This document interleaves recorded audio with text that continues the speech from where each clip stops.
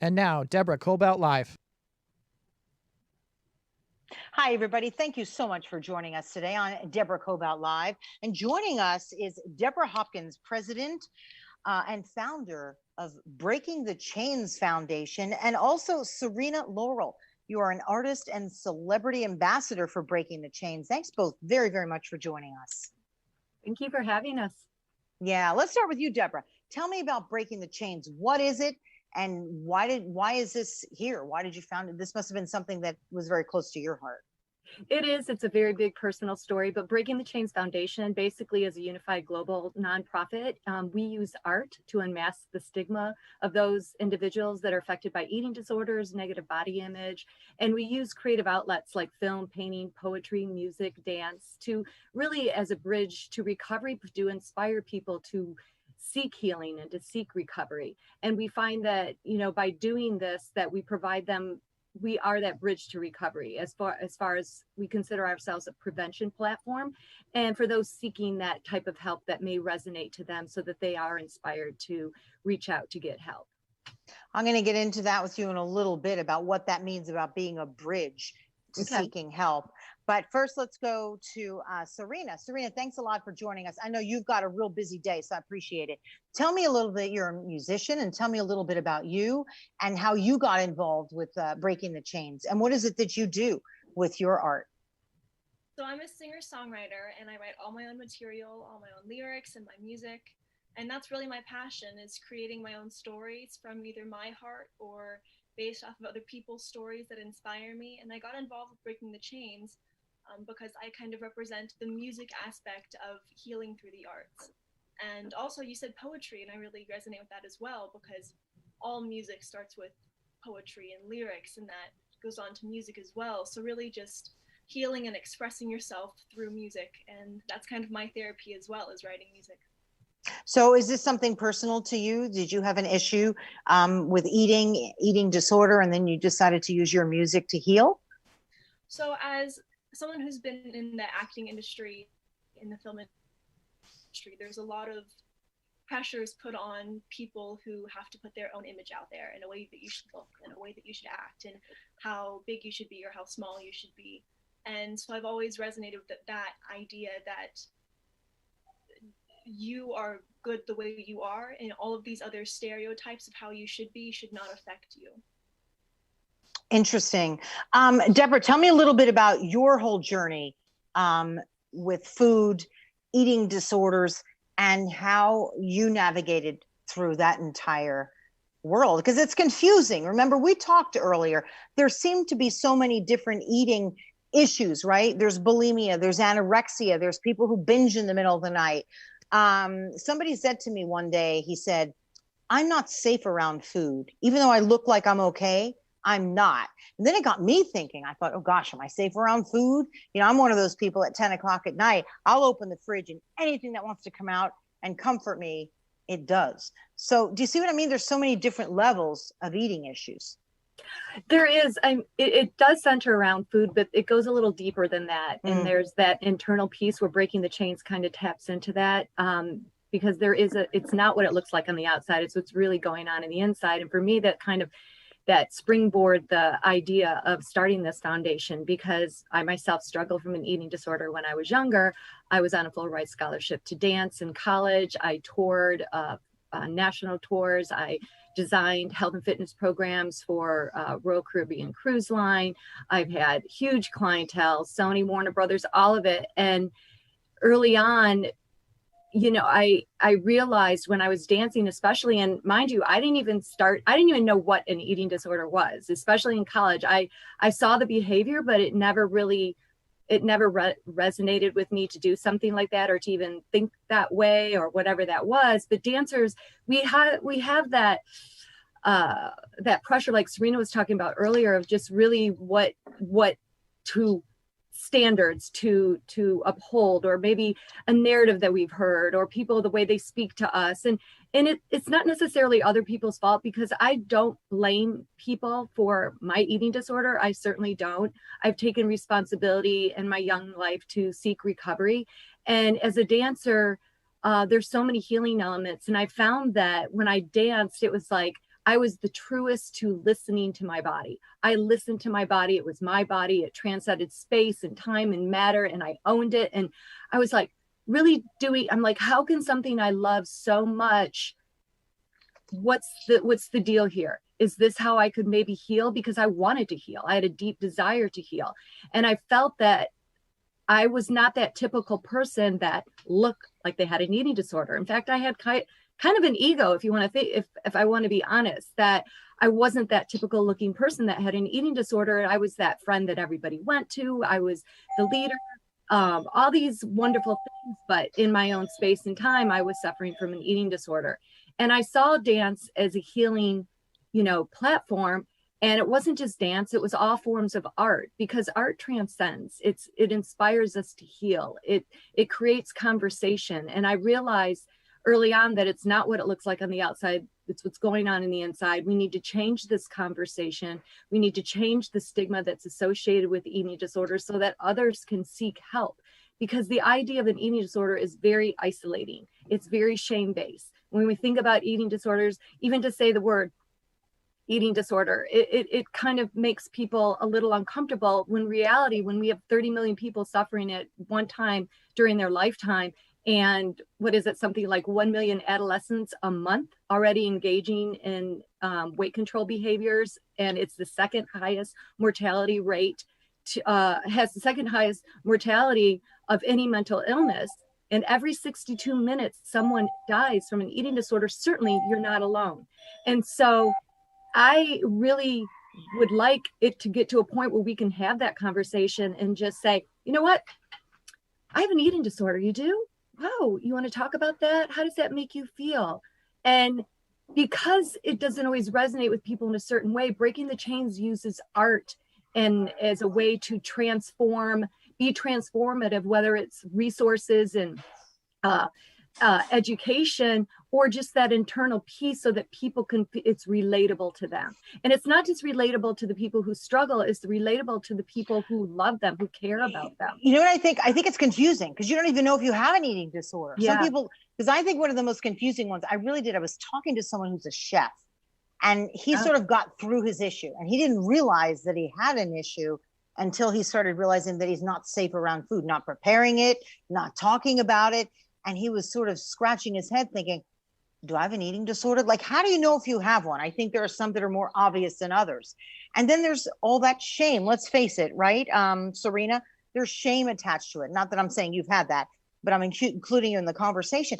How do you even go for help in the first place?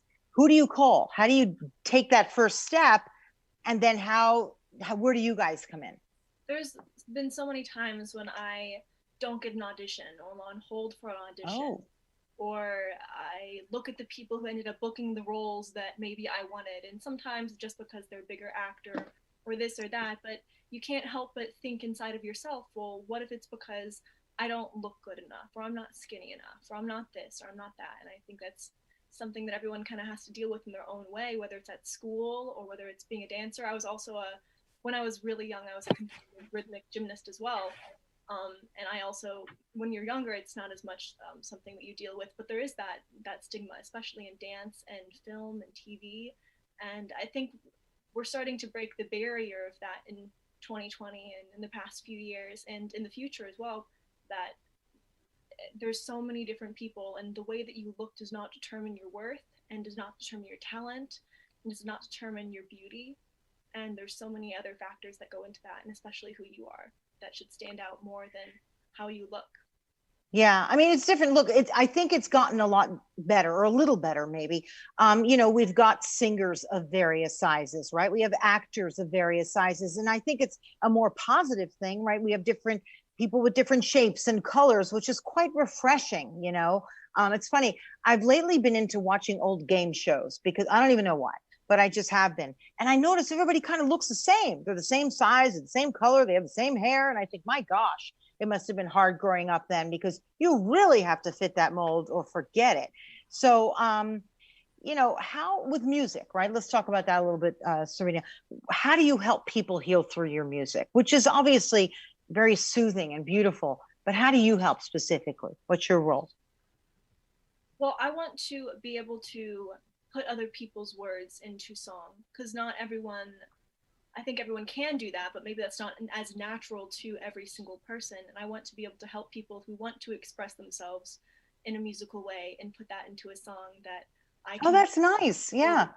With their lyrics, their story, and use that and put it into a song that they can relate to, and write music for people that people can relate to and make them feel at home with their self.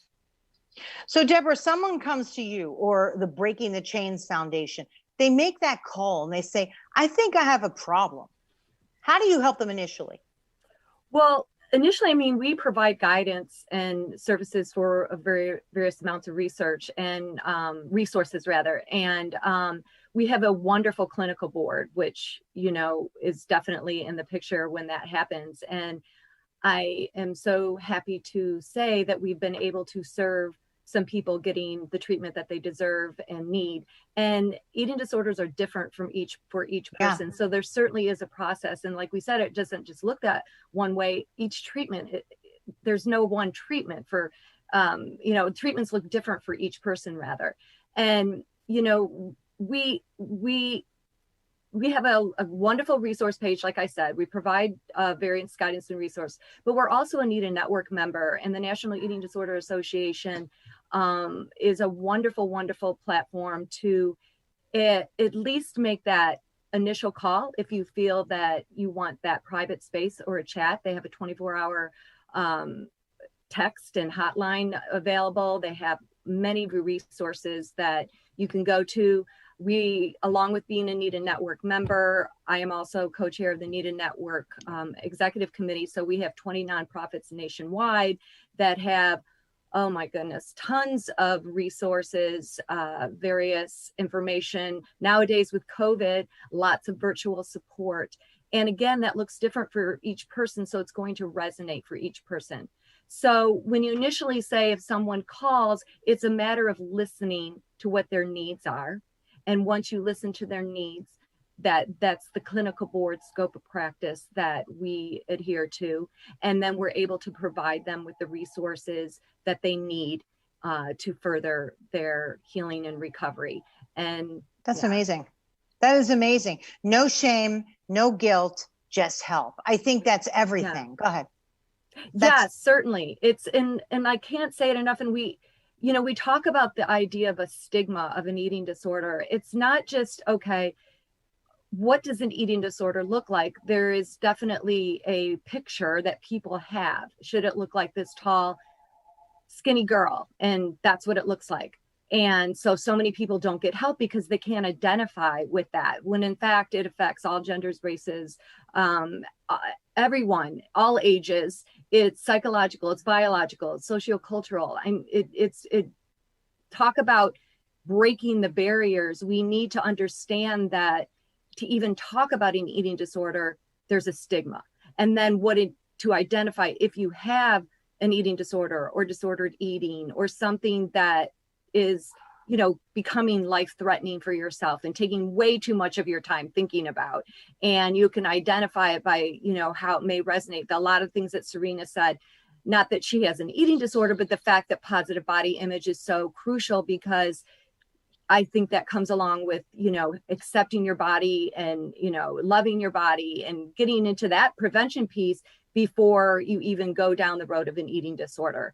So we do a lot of prevention. I mean, we're basically a prevention-based platform. Which is beautiful.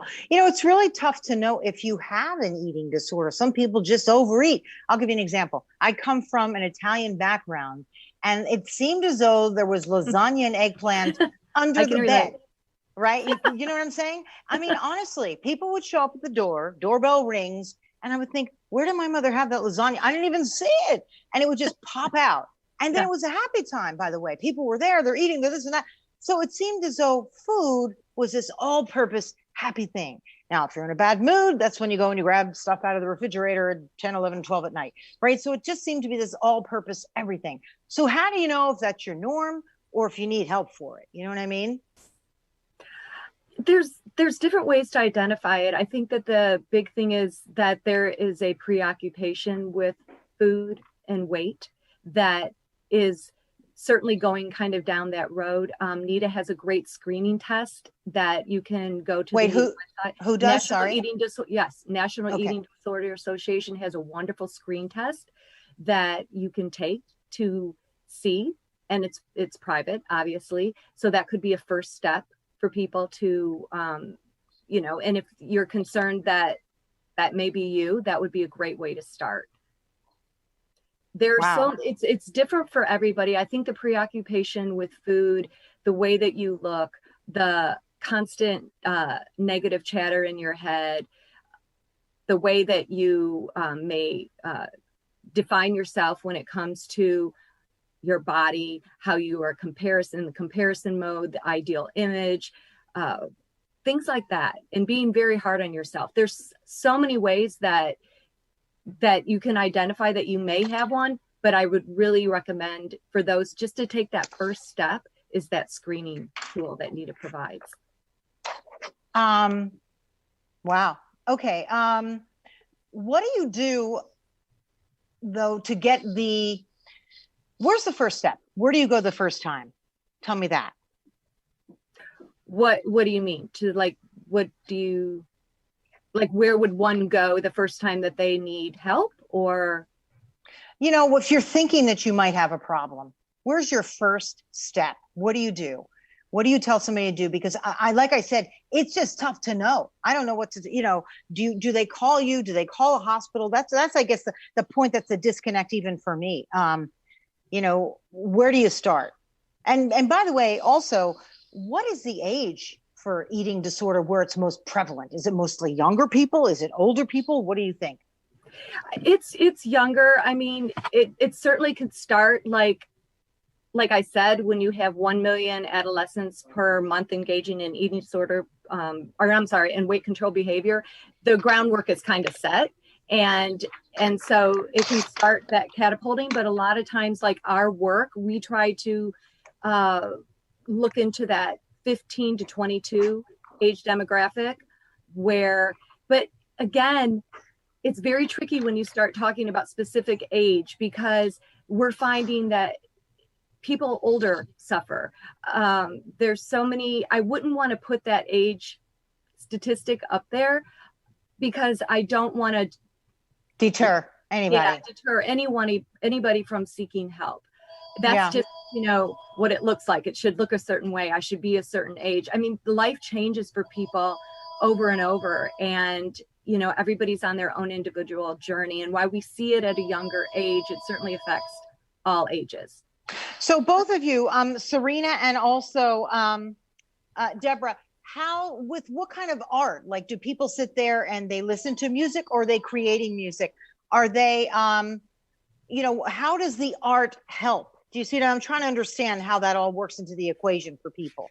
So some of the events that we have put on from Breaking the Chains there've been live art pieces where everyone is incorporated in creating this art piece to try and connect with each other. And really, for me, the way that I identify with it is it's expressing yourself. And when you have a more deeper connected root with yourself and who you are and how you're expressing yourself, that gives you a more rooted idea of where you stand and how you are mentally and physically. And it just gives you a really beautiful headspace if you have a place to expel all of those thoughts that are in your head, and a way to put that on paper or put that into music, or put these things that are rushing through your head, or these ideas, or all of the time that a lot of people spend. Something that I thought Deborah said that was important was that a lot of people who do have eating disorders, it takes up their life. It takes up their daily living. It does, because they're always thinking about it, always. Exactly. And there's a way to focus that energy into art, and there's a way to focus that energy into painting or dancing or singing or writing, and focus that effort into something positive for yourself, for expressing. Right. Yeah, All right. Go ahead, Can I please. back on just one important thing when you ask like the different signs or the way that you may identify it? It certainly is a preoccupation with the food and the weight issue, but then it goes deeper than that. So if you're looking at, I do want to urge people that find themselves being depressed or being anxious or anxiety or withdrawal. Those are also signs that, you know, from your friends, your family, isolating yourself, being very shameful after you eat. I want to just kind of give a little bit more insight on that and kind of sheltering in your own space. Those are some warning signs for yourself as well, as long with compare and despair type, you know, what we were talking about earlier. And I think that it's important. I just want to make that an important fact that everybody's journey is very individual. Each person's journey is going to be individual. So there isn't just one treatment. There are first steps that people can meet, that educate themselves, the people that love, the people that are struggling. Having that conversation may not be easy. You might want to prepare yourself for something that may be a little difficult, but showing love and concern and listening and not kind of putting your own thoughts to it and putting certain words to it, but just being a listener and educating yourself in those resources, like I was saying, like Nita and so many others. And so what Serena was saying about the art piece that is really, really important, I wanted to express because I've got her here. I want to, you know, just really highlight what she has done for the foundation with her music has been extraordinary.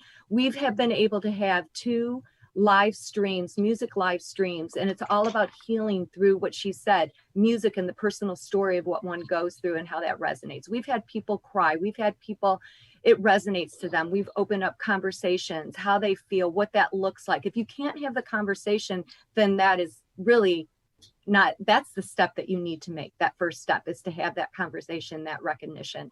And we had some really wonderful live streams that were involving personal story and just wonderful. So, you know what's so important about what you do? You make people feel comfortable.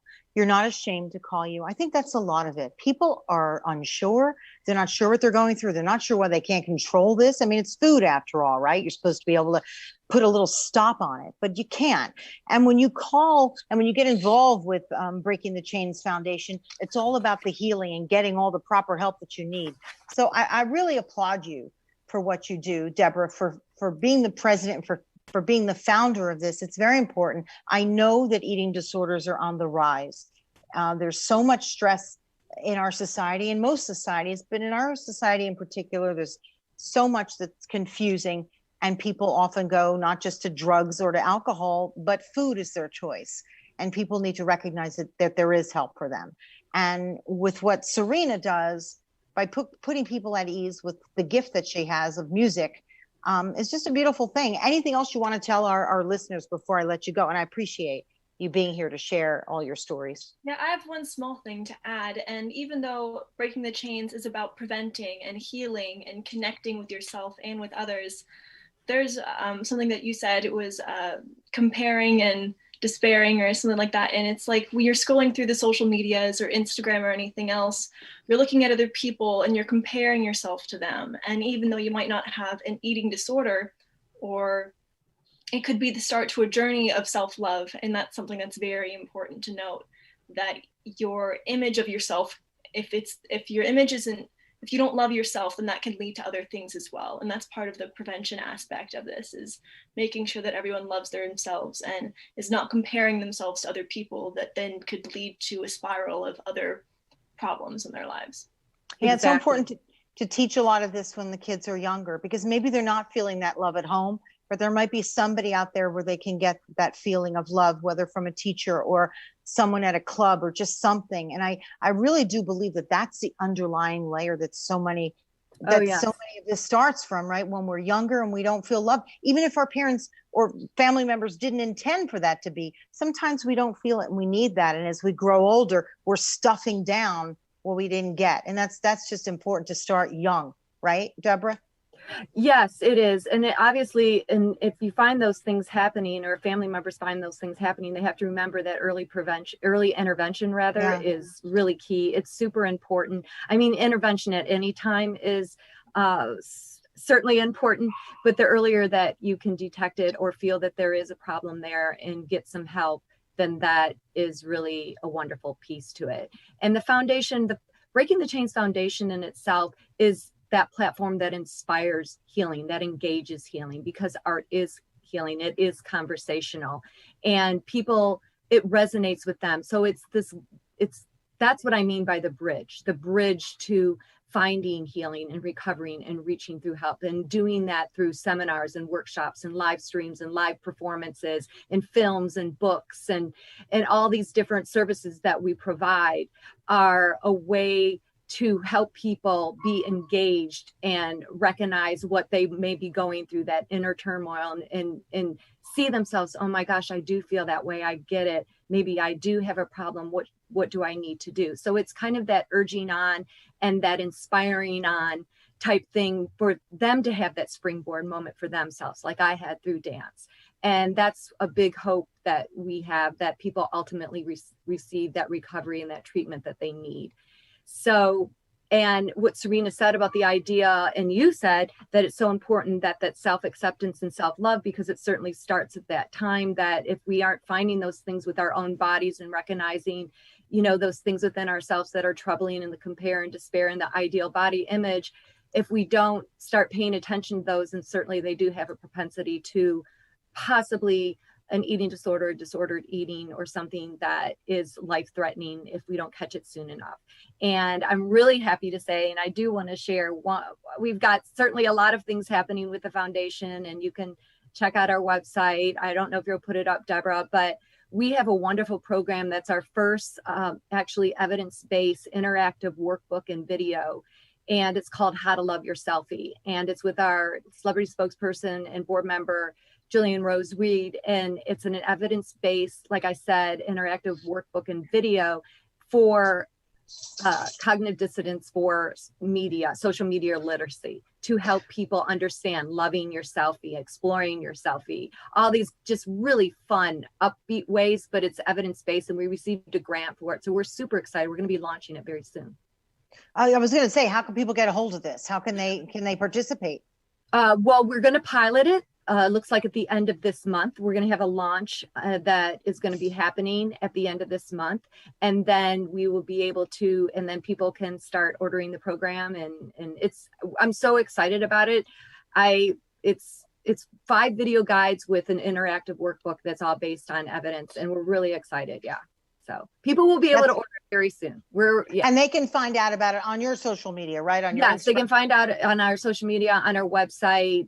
We actually have one of our virtual workshops that actually is now being spotlighted for Eating Recovery Center's resource for their conference coming up this month, actually next week, by one of our board members. It's called Inside Out, and it's a wonderful workshop of movement dance, but it's that internal space and tapping gently into that and what that means to your body and to your thoughts and to your emotions, and then transcending and finding community with others. Because really, like Serena, what she does, it's community. When we put on these live streams, it's community, isn't it, Serena? Like one story after another, one musician after another, just telling their piece, telling their story, connecting. And when people see this, they're inspired. They understand that this is real deal. I'm not alone. The way that I feel, the way that I, have struggled with these things. So it's a really beautiful way to reach people, inspire people to find that, peace with themselves. And we've been able to do that through so many different venues and different, live performances. So we're really on the ground for 2019. We actually were the very first eating disorder platform that ever presented at the Worldwide Women Girls Global Teen Fest. It was like up to 7,000 people. So wow. Yeah, we presented. We did 2 workshops. We had a live performance. I was on the career and mental panel. We had an interactive table. It was just, and to see these girls and to work with these girls and these parents, and it was just fun and celebratory. And I think Serena can attest, when we do these things, when we do these live streams, it's that celebratory feeling of connecting and community. Well, when this new program comes out, will you let us know? Because we'll put it all out on our social media too, because it's very exciting. Debra Hopkins, founder and president of Breaking the Chains Foundation. We've been trying to get you on for a while, so I'm really, really excited that this worked out. And Serena Laurel, absolutely stunning musician, artist. Thank you both so much for joining us. And people can find you, of course, on Breaking the Chains Foundation. We will be pushing this out a little more. It's very important to us, and I know our viewers and listeners, to hear more about this and where they can go for help. Thank you so much. I really, really appreciate it. Thank you, Serena. Thank you. I know that you had a busy day too. Everybody really made the time for this to happen. So that's a good thing, because I hope that we touch some people to get in touch and to explore their journey with eating disorders, or people that they may know as well. So thank you very much for joining us. And thanks everybody for joining Deborah Kobylt Live. You can find our show on Facebook and YouTube and any other audio platform. It could be iHeart, it could be Apple, it could be Spreaker, just wherever you get your podcasts, you'll find us. So thank you very much, both of you. Debra Hopkins, Serena Laurel, Breaking the Chains Foundation. Everybody have a wonderful